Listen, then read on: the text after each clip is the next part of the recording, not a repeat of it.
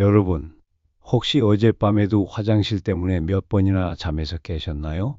많은 분들이 이렇게 말합니다. 나이 들면 밤에 소변 보는 게 당연한 거 아닌가요?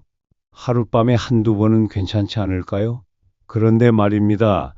60세가 넘어서면 이 작은 습관 하나가 건강한 노년과 병든 노년을 가르는 결정적 차이가 될 수 있다는 사실 알고 계셨나요? 밤마다 화장실을 오가며 깊은 잠을 방해받는 것은 단순히 불편한 일이 아닙니다. 하지만 올바른 방법을 알면 연속 8시간 깊은 잠을 잘 수 있고 아침에 개운하게 일어날 수 있어요. 혹시 여러분은 밤에 몇 번이나 화장실에 가고 계신가요? 안녕하세요, 여러분.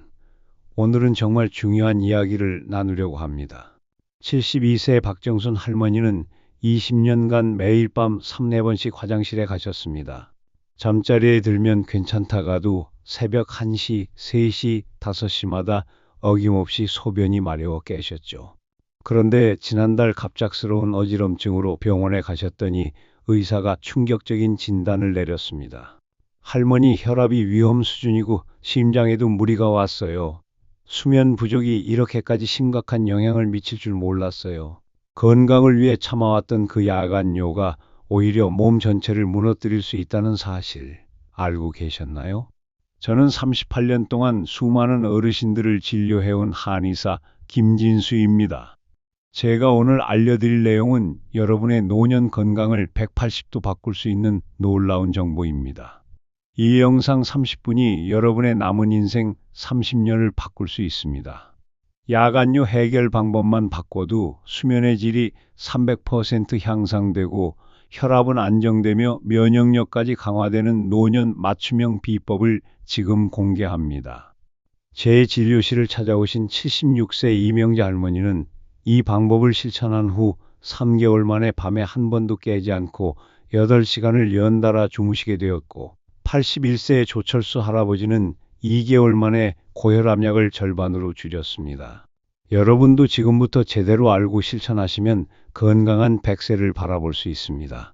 자, 이제 그 오해와 진실을 함께 파헤쳐 보겠습니다.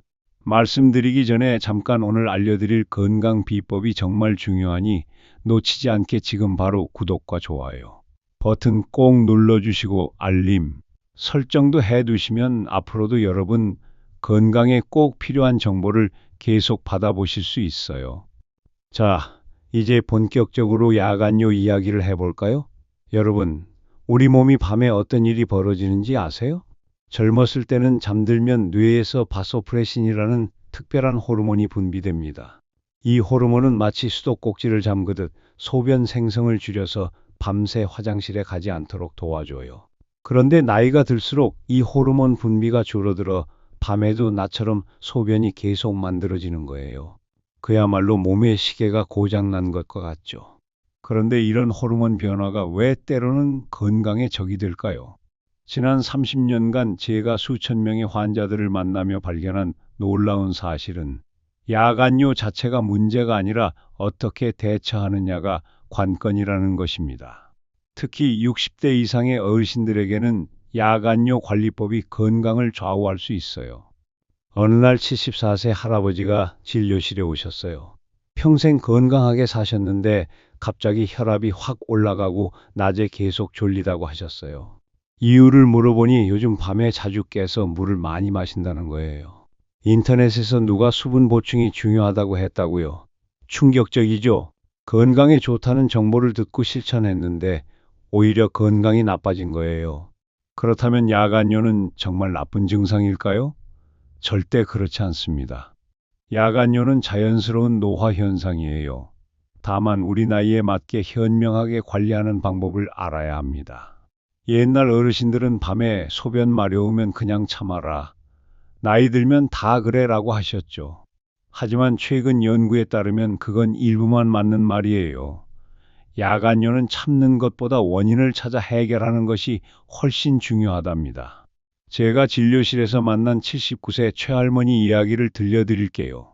할머니는 매일 저녁 특별한 방법으로 준비를 하신대요. 저녁 7시 이후에는 물 한 모금도 안 드시고 대신 낮에 충분히 수분을 섭취하신다고 해요. 이렇게 10년을 하셨더니 79세인데도 밤에 한 번도 안 깨고 주무신다고 하더라고요. 정말 놀랍지 않나요? 이 이야기에서 무엇을 배울 수 있을까요? 야간요는 타이밍과 방법이 중요하다는 거예요. 저녁에 수분 섭취를 제한하고 낮에 충분히 마시면 밤새 숙면을 취할 수 있어요. 아까 말씀드린 박정순 할머니 이야기에 정말 놀라운 반전이 있어요. 20년 동안 매일 밤 3, 4번씩 깨셨는데 어느 날 갑자기 더 자주 깨기 시작했대요. 검사를 해보니 당뇨가 생겼더라고요. 그래서 생활 습관에 변화가 있었는지 여쭤봤는데 할머니는 없다고 하셨죠. 그런데 자세히 물어보니 예전에는 저녁에 국물을 안 드셨는데 최근 1년 동안은 건강에 좋다고 미역국을 매일 드셨다는 거예요. 그 작은 변화가 야간요를 더 악화시켰던 거죠. 이처럼 우리 몸은 나이가 들수록 더 예민해집니다. 젊었을 때는 몰랐던 작은 변화들이 수면에 큰 영향을 미치기 시작하죠. 그래서 오늘의 이야기가 더욱 중요한 겁니다. 혹시 지금 아니 야간요 하나 관리하는 게 그렇게 중요해? 라고 생각하시는 분 계신가요? 맞습니다. 단 하나의 증상이 우리 건강을 완전히 바꾸지는 않습니다. 하지만 매일 반복되는 작은 습관들이 모여서 우리의 건강을 만들어가는 겁니다. 특히 50대 이후부터는 더 그렇죠. 그동안 제가 깨달은 건 젊었을 때는 밤에 몇 번 깨도 괜찮았지만 나이 들수록 수면의 질 하나가 우리 몸과 정신에 직접적인 영향을 미친다는 거예요.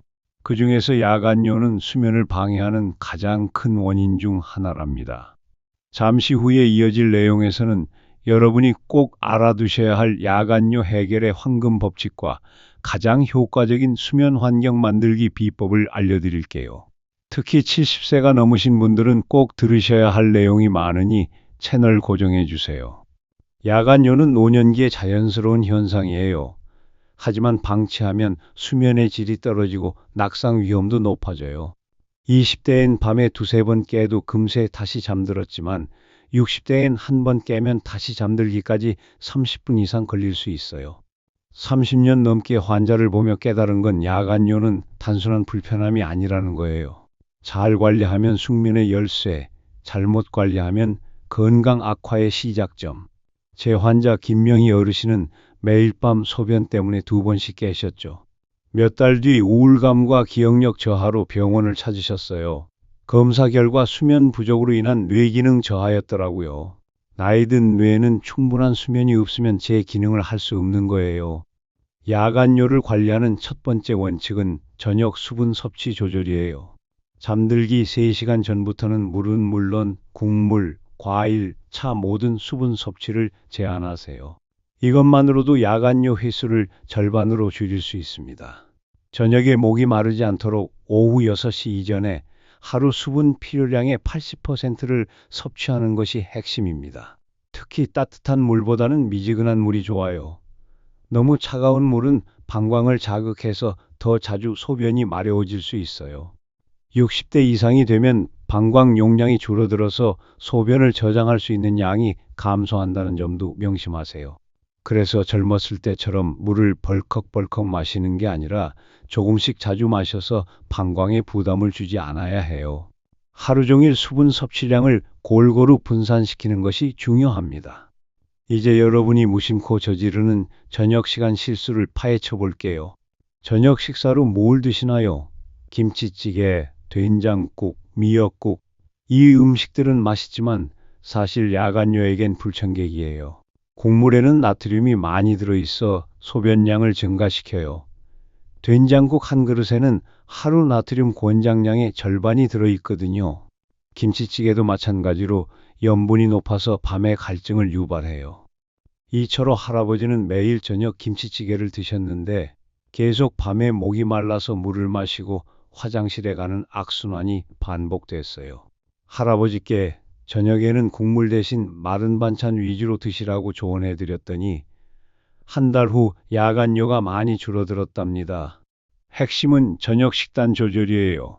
저녁에는 국물보다 마른 반찬, 생선, 두부, 계란 등 단백질 위주로 드세요. 아예 국물을 안 드실 수는 없으니 국물은 건더기만 건져서 드시고 국물 자체는 최소한으로 줄이는 것이 좋아요. 이제 잘못된 수면 습관의 비밀을 풀어볼게요. 많은 분들이 잠자리에서 하는 실수가 있어요. 침대 옆에 물컵을 두거나 가습기를 너무 세게 틀어놓는 것.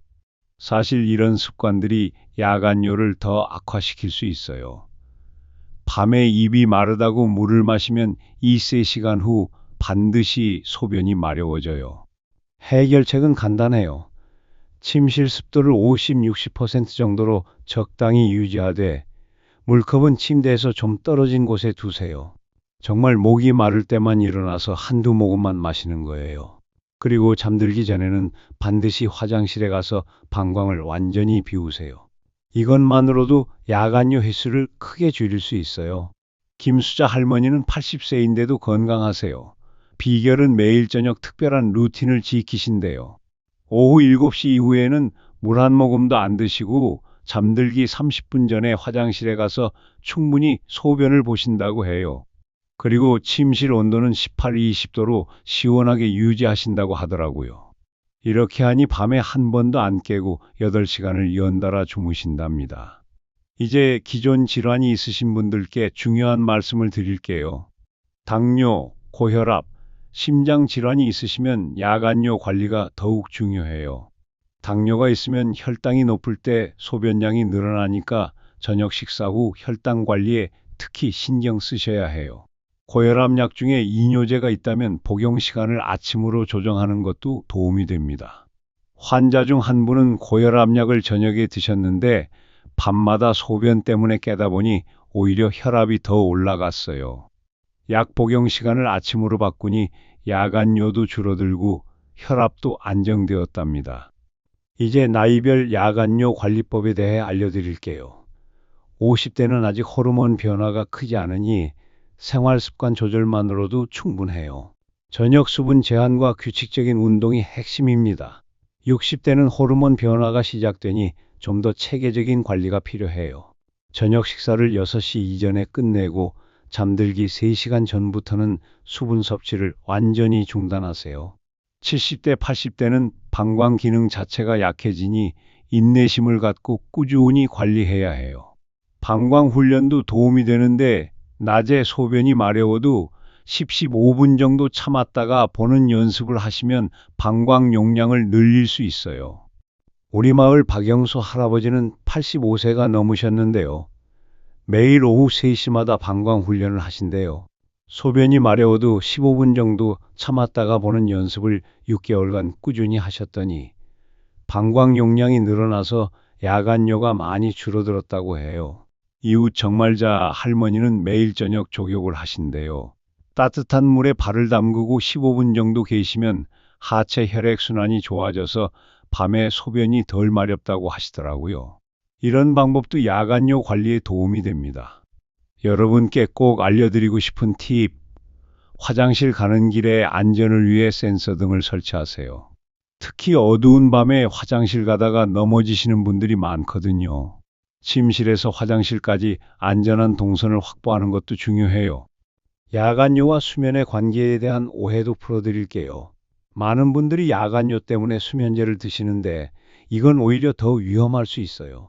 수면제를 먹으면 깊이 잠들어서 소변이 마려워도 못 느끼다가 갑자기 깨서 급하게 화장실에 가게 되는 경우가 많거든요.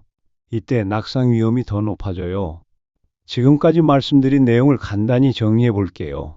첫째, 저녁 수분 섭취를 제한하세요. 둘째, 저녁 식사는 국물보다 마른 반찬 위주로 드세요. 셋째, 잠들기 전 화장실에서 방광을 완전히 비우세요. 넷째, 침실 환경을 야간뇨에 맞게 조정하세요. 다섯째, 기존 질환이 있다면 약물 복용 시간을 조절하세요. 이런 작은 변화들이 모여 여러분의 수면의 질에 큰 차이를 만들어낼 거예요. 특히 방광 기능이 약해지는 노년기에는 더욱 중요하죠. 자, 오늘의 핵심은요. 야간뇨는 피할 수 없는 현상이 아닙니다. 하지만 나이 들수록 우리 몸은 세심한 관리를 원해요. 수분 조절, 식단 관리, 환경 정비, 그리고 내 몸 상태에 맞춘 대응. 이 작은 변화들이 단순히 야간뇨를 줄이는 게 아니라 더 깊은 잠과 활기찬 하루를 만들어줍니다. 실제로 제 진료실을 찾아오신 수많은 환자분들이 이 변화들을 실천한 뒤 숙면을 되찾고 활기찬 노년을 보내고 계신답니다. 여러분도 그럴 수 있어요. 우리 몸은 정원 같아요. 매일 조금씩 돌보면 오랫동안 건강한 잠을 잘 수 있답니다. 지금까지 살펴본 야간요에 관한 이야기 어떠셨나요? 저는 매일 수십 명의 어르신들을 진료하면서 느끼는 게 있어요. 건강한 수면은 거창한 수술이나 비싼 약이 아니라 침실에서 시작된다는 거예요. 특히 우리가 매일 하는 저녁 시간 습관을 어떻게 바꾸느냐에 따라 삶의 질이 크게 달라질 수 있습니다. 어제는 71세 김정미 할머니가 진료실에 오셨는데요. 생활 습관을 바꾸고 6개월 만에 야간요가 절반으로 줄어들어서 혈압약도 용량을 줄이셨대요. 어떻게 하셨냐고요? 저녁에 국물 대신 구운 생선으로 바꾸고 오후 7시 이후 수분 섭취를 완전히 중단하셨다고 해요. 그리고 무엇보다 중요한 건 매일 같은 시간에 잠자리에 들어서 생체 리듬을 만드셨다는 거예요. 생활 습관을 바꾸는 건 결코 쉽지 않아요. 수십 년 동안 해온 습관을 바꾸려면 인내심이 필요하죠. 하지만 여러분 생각해 보세요. 지금 작은 변화를 통해 5년, 10년 후 더 깊은 잠을 자고 활기찬 아침을 맞을 수 있다면 그 변화는 실행해 볼 만하지 않을까요? 많은 분들이 댓글로 질문을 주셨는데요. 몇 가지 답변을 드릴게요. 이순자님께서 낮에 물을 많이 마셔도 되나요? 라고 물으셨어요. 네, 가능합니다. 오히려 낮에는 충분히 마시셔야 해요. 하루 필요량의 80%를 오후 6시 이전에 마시고 저녁에는 최소한으로 줄이는 것이 포인트입니다. 박철수님은 이뇨제를 복용 중인데 어떻게 해야 하나요? 라고 물으셨네요. 이뇨제는 복용 시간이 중요해요. 가능하면 아침에 드시고 오후에는 피하세요. 하지만 의사와 상의 없이 임의로 중단하시면 안 됩니다. 김영자님께서 방광훈련은 어떻게 하나요? 라고 물으셨어요. 낮에 소변이 마려워도 5분씩 참는 것부터 시작해서 점차 10분, 15분으로 늘려가세요. 단 무리하지 마시고 참을 수 없을 때는 바로 가셔야 해요. 이번 영상이 여러분의 건강한 수면 생활에 도움이 되었기를 바랍니다. 다음 영상에서는 노년기 깊은 잠을 위한 최고의 침실 환경 만들기에 대해 알려드릴게요. 기대해 주세요. 마무리 건강한 수면 습관의 중요성. 오늘 제가 말씀드린 내용이 단순한 정보가 아니라 여러분의 삶에 실제로 도움이 되길 진심으로 바랍니다. 좋은 잠은 우리가 가진 가장 소중한 건강 자산이니까요. 제 환자분 중에 83세 최수남 할아버지가 계세요. 할아버지는 매일 저녁 특별한 준비를 하신대요. 오후 6시에 저녁 식사를 마치고 7시부터는 물 한 방울도 안 드시며 9시에 따뜻한 족욕을 하고 10시에 잠자리에 드신다고 해요. 이런 규칙적인 루틴을 3년간 지키시니 밤에 한 번도 안 깨고 7시간을 연달아 주무신답니다. 여러분도 이런 자신만의 루틴을 만들어 보세요. 그리고 마지막으로 말씀드리고 싶은 것은 야간요 관리에는 시간이 필요하다는 거예요. 하루아침에 모든 게 바뀌지는 않아요. 오늘 하나, 내일 하나씩 조금씩 바꿔나가면 됩니다. 그러다 보면 몇 개월 후에는 완전히 다른 수면 패턴을 가지게 될 거예요. 여러분의 건강한 숙면을 응원합니다. 다음 영상에서 또 만나요. 구독과 좋아요 꼭 부탁드립니다. 그리고 궁금한 점이 있으시면 언제든 댓글로 질문해 주세요. 여러분의 질문에 성심성의껏 답변해 드리겠습니다. 건강한 하루 보내세요. 하지만 잠깐만요. 영상을 마치기 전에 오늘 배운 내용을 실생활에 적용하는 방법에 대해 조금 더 자세히 알아볼까요? 노년기 맞춤 수면 환경 만들기. 앞서 말씀드린 내용을 바탕으로 제가 환자분들에게 자주 추천하는 노년층 맞춤 수면 환경 조성법 몇 가지를 소개해 드릴게요. 첫 번째는 안전한 야간 동선 확보입니다. 침실에서 화장실까지 센서 등을 설치하고 장애물을 모두 제거하세요. 특히 문턱이나 전선 신발 등은 야간의 낙상의 원인이 될 수 있어요. 복도와 화장실에는 손잡이를 설치하는 것도 좋습니다. 두 번째는 침실 온습도 조절이에요. 실내 온도는 1820도, 습도는 5060%가 야간요 관리에 가장 적합해요. 너무 춥거나 건조하면 소변이 더 자주 마려워질 수 있거든요. 가습기보다는 젖은 수건을 걸어두는 것이 습도 조절에 더 안전해요. 세 번째는 침대 높이 조절입니다. 너무 높거나 낮은 침대는 야간에 일어날 때 위험해요. 발이 바닥에 완전히 닿을 수 있는 높이로 조절하고 침대 옆에는 미끄럼 방지 매트를 깔아두세요. 이런 환경들의 공통점은 뭘까요? 야간요로 인한 움직임을 안전하게 만든다는 것과 수면 중 몸의 부담을 줄인다는 점이에요. 노년기에는 한 번의 실수가 큰 부상으로 이어질 수 있으니 예방이 가장 중요합니다. 야간요와 정신 건강의 관계. 신체적인 측면 외에도 야간요가 주는 정신적 영향에 대해서도 말씀드리고 싶어요. 제 환자 중 한 분은 매일 밤 소변 때문에 깨다 보니 내가 늙었구나 라는 생각에 우울해지셨어요. 그분께서는 이런 마음이 오히려 스트레스가 되어 잠을 더 못 자게 된다고 하셨죠. 이런 부정적인 감정은 야간요를 더 악화시킬 수 있어요. 스트레스 호르몬이 분비되면 방광이 더 예민해지거든요. 그래서 저는 환자분들께 야간요를 자연스러운 현상으로 받아들이고 긍정적으로 관리하라고 권해드려요. 밤에 한 번 깨는 것은 자연스러운 일이야. 대신 안전하게 다녀오고 다시 편안히 잠들면 돼라는 마음가짐이 중요합니다. 실제로 이런 긍정적 사고를 가진 분들이 야간요 관리에 더 성공적이에요. 사회적 측면에서의 수면 관리, 또한 가족들의 이해와 협조도 중요해요. 혼자 사시는 어르신들 중에는 밤에 소변 때문에 깨는 것이 부끄러워서 물을 아예 안 마시는 분들이 있는데요. 이건 오히려 탈수를 일으킬 수 있어서 위험해요. 그래서 저는 가족분들께 야간요는 자연스러운 현상이며 함께 관리해야 할 문제라고 설명해 드려요. 가족이 이해하고 도와주면 어르신들도 스트레스 없이 관리할 수 있어요. 이현숙 할머니는 며느리가 저녁 식단을 야간요에 맞게 조절해주고 손자가 센서 등을 설치해드렸대요. 가족의 따뜻한 관심 덕분에 할머니는 마음 편히 관리하실 수 있었고 야간요도 많이 개선되었답니다. 계절에 따른 야간요 관리법. 계절에 따라 야간요 관리 방법을 조금씩 조절하는 것도 좋은 방법이에요. 여름에는 더위 때문에 수분 섭취량이 늘어나기 쉬워요. 이때는 낮에 충분히 마시되 저녁에는 더욱 엄격하게 제한해야 해요. 에어컨을 틀면 실내가 건조해져서 갈증이 생기는데 이때 물 대신 입술에 립밤을 발라서 갈증을 달래는 것도 방법이에요. 겨울에는 실내가 건조하고 온도가 낮아서 방광이 더 민감해져요. 이때는 따뜻한 족욕이나 반신욕으로 하체 혈액 순환을 돕는 것이 좋습니다. 하지만 목욕 후에는 수분 보충을 하게 되니 시간을 잘 조절해야 해요. 봄과 가을은 비교적 관리하기 좋은 계절이니 이때의 야간요 관리 습관을 확실히 만들어 두시면 1년 내내 도움이 됩니다. 한의학적 관점에서의 야간요 이해. 한의학에서는 야간요를 신장과 방광의 기능 저하로 봅니다. 나이가 들면서 신장의 기운이 약해져서 소변을 제대로 조절하지 못한다는 거예요. 이를 보완하기 위해 따뜻한 성질의 음식을 먹고 하체를 따뜻하게 유지하는 것이 도움이 돼요.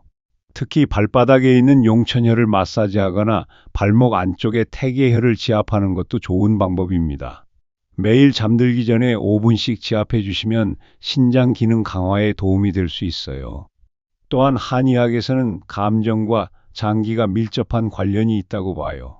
과도한 걱정이나 스트레스는 신장 기능을 약화시킬 수 있으니 마음을 편안히 갖는 것도 중요합니다.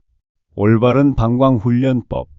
마지막으로 올바른 방광 훈련법을 자세히 알려드릴게요. 많은 분들이 방광 훈련을 잘못 이해하고 계세요. 무조건 오래 참는 것이 아니라 점진적으로 용량을 늘리는 거예요. 첫 주에는 소변이 마려워도 5분만 참으세요. 둘째 주에는 7분, 셋째 주에는 10분. 이런 식으로 점차 늘려가는 거예요. 단 참을 수 없을 정도로 급할 때는 절대 무리하지 마세요. 방광염이나 다른 문제가 생길 수 있어요. 방광 훈련은 낮에만 하시고 밤에는 하지 마세요. 야간에는 안전이 우선이니까 마려우면 바로 가시는 것이 좋습니다. 진짜 마무리, 지속적인 건강관리의 중요성. 자, 이제 정말 마무리할게요. 야간요 하나를 어떻게 관리하느냐가 중요하지만 그보다 더 중요한 건 지속적인 건강관리입니다. 3개월에 한 번씩은 꼭 건강검진을 받으세요. 혈압, 혈당, 신장 기능 등을 정기적으로 체크하는 것이 중요합니다. 그리고 야간요 관리 후 몸에 어떤 변화가 오는지 작은 노트에 기록해 두는 것도 좋은 방법이에요. 저는 환자분들께 수면 일기를 써보라고 권해드려요. 몇 시에 잠들고 몇 번 깼는지 간단히 적어두는 거예요. 이렇게 하면 자신의 몸에 맞는 관리법을 찾는데 큰 도움이 됩니다. 여러분의 건강은 여러분이 매일 하는 작은 선택들의 총합입니다. 오늘부터 야간요 하나를 더 현명하게 관리하는 것으로 시작해 보세요. 그 작은 변화가 모여 큰 차이를 만들어낼 거예요. 이 영상이 도움이 되셨다면 구독과 좋아요 꼭 부탁드려요. 영상 만드는데 큰 힘이 됩니다. 감사합니다.